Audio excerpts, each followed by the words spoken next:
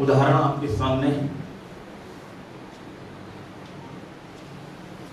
वर्तमान महावीर बन, सिद्धार्थ गौतम बुद्ध बन गए और नरेंद्र स्वामी विवेकानंद। और उस महाजाति में पैदा हुआ वो बच्चा भीम बाबा साहब डॉक्टर भीमराव अम्बेडकर।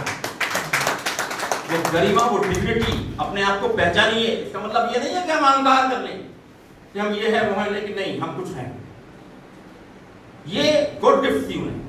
एक बार का एक किस्सा मुझे उनका याद आ रहा है कि वो लंदन स्कूल ऑफ इकोनॉमिक्स में लाइब्रेरी पढ़ रहे थे और स्कॉलरशिप इतनी नहीं थी कि भरपेट खाना खाया जा सके। लंच टाइम में वो अपनी बैठ लेते थे, खाते थे और बैठ जाते थे। एक बार लाइब्रेरियन ने उन्हें पकड़ लिया और कहा, मिस्टर आप प्रेस्टिकेट कर दिया। उससे पहले उन्होंने नहीं कहा अपनी समस्या क्या थी, किताब मेरे पास खाने के लिए नहीं है, ये है वो है। तब कहा मुझे भाई खाने के पैसे नहीं थे इसलिए लंच में नहीं जाता।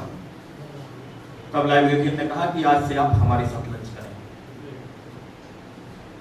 वो थे बाबा साहब भीमराव अम्बेडकर। खैर अब मैं आता हूँ अपनी तीसरे डी धर्म।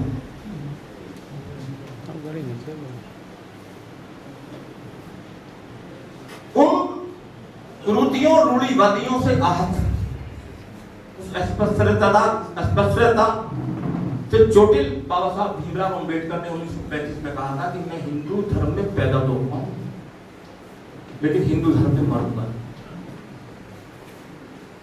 और अपने जीवन के 21 साल उन्होंने इंतजार किया। 14 अक्टूबर 1956 को आप सभी जानते हैं, जब उन्होंने बौद्ध धर्म में अपने अनुयायियों के साथ दीक्षा ग्रहण की थी। उस समय बुद्धिज्म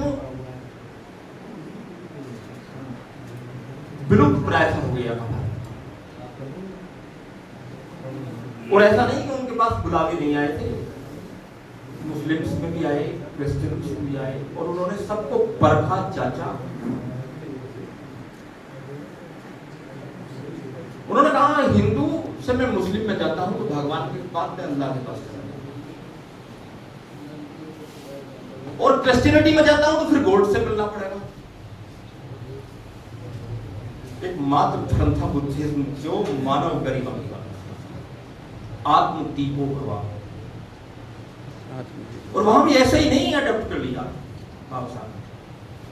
3 कॉन्सेप्ट थे बुद्धिज्म के। हीनयान थेरवाद, महायान बहुत बड़ा यान था, इसमें सभी लोग बैठे, और वज्रयान जो लोग जीने के बाद भी आत्माओं में, भूत प्रेतों में और तंत्र मंत्र में स्पर्श करते थे। लेकिन बाबा जी श्रीलंका गए, टोक्यो गए, तिब्बत से किताबें मंगवाई, बहुत अध्ययन किया और एक नया कॉन्सेप्ट बनाया, नवयान। नवयान 2 चीजें थी इसके अंदर, लिबरेशन, मुक्ति, और नंबर 2 इक्वलिटी, समानता। भारतीयता का भाव लेकर वो पाए कि जो भी इसमें आएगा वो समान होगा और भारतीय होगा।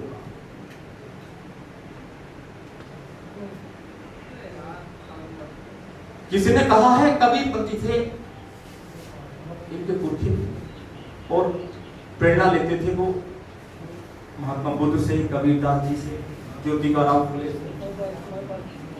कबीरदास ने कहा कि जात न पूछो साधु की, पूछ लीजिए। जात न पूछो साधु की, पूछ लीजिए ज्ञान, और मोल करो तलवार का, धनी रहने दो। अब मैं आता हूं अपने चौथे डी, डेमोक्रेसी। बात को बहुत शॉर्ट में बताऊं, केवल 4 लाइनें हैं। देखिए, डेमोक्रेसी शुरू होती है शिक्षा से, और बाबा साहब ने कहा था कि शिक्षा वो शेरनी का दूध है, जो पिएगा वो दौड़ेगा।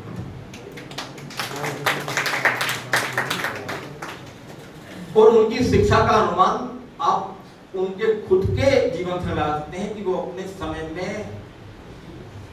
दुनिया के सबसे ज्यादा शिक्षित व्यक्ति।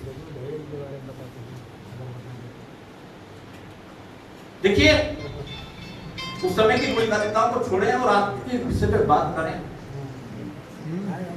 तो आज लोग कहते हैं कि मुझे इस बात पे गर्व है या मुझे इस पे गर्व है। आज बाबा साहब की वजह है कि उन्होंने सब इतनी इक्वलिटी दी है कि उस समय अनटचेबिलिटी थी। आज कोई किसी अनुसूचित जनजाति जाति को कुछ कह के दिखाए तो कहना तो बात ही बात, मुंह बना के दिखा दे। देखिए, हमें इस बात पे ध्यान देना चाहिए।